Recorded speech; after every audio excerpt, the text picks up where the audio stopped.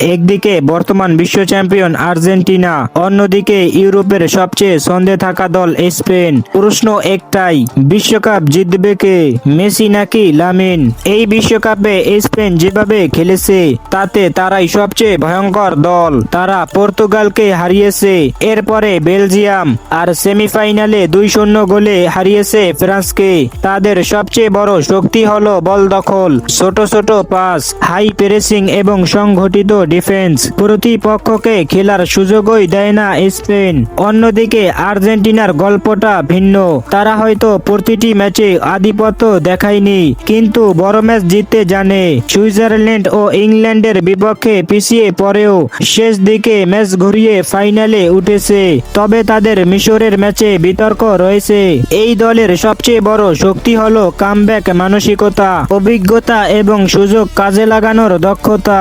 এবার যদি দলভিত্তিক তুলনা করি, গোলকিপিংয়ে দুই দলই সমান, ডিফেন্সে স্পেন এগিয়ে, কারণ পুরো টুর্নামেন্টে তারা খুব কম ভুল করেছে। মিডফিল্ডে স্পেনের নিয়ন্ত্রণ অসাধারণ, ম্যাচের গতি তারা নিজেরাই ঠিক করে। আক্রমণে আর্জেন্টিনার আশা মেসির অভিজ্ঞতা, লাউতারো আলভারেজের ফিনিশিং, আর স্পেনের আশা ইয়ামালের গতি, ড্রিবলিং ও উইং আক্রমণ। কোচিংয়ে দারুণ লড়াই, লিওনেল স্কলোনি নকআউট ম্যাচে পরিকল্পনা বদলাতে ও ম্যাচের ভিতর সমাধান বের করতে পারদর্শী। অন্যদিকে লুইস দে লা ফুয়ান্তে স্পেনকে এমন একটি দল বানিয়েছেন যারা 90 মিনিট একই ছন্দে খেলতে পারে। তাহলে জিতবে কে? যদি ম্যাচটা স্পেনের গতিতে চলে, বলের দখল তাদের কাছেই থাকে, তাহলে কাপ স্পেনের দিকে যেতে পারে। কিন্তু ম্যাচ যদি শেষ 20 মিনিট পর্যন্ত সমতায় থাকে, তাহলে আর্জেন্টিনার অভিজ্ঞতা ও মেসির জাদু ম্যাচ ঘুরিয়ে দিতে পারে।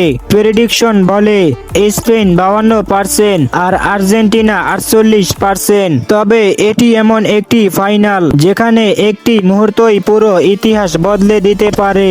আপনার মতে বিশ্বকাপ কার হবে, মেসির আর্জেন্টিনা নাকি ইয়ামালের স্পেন? কমেন্টে জানাতে ভুলবেন না।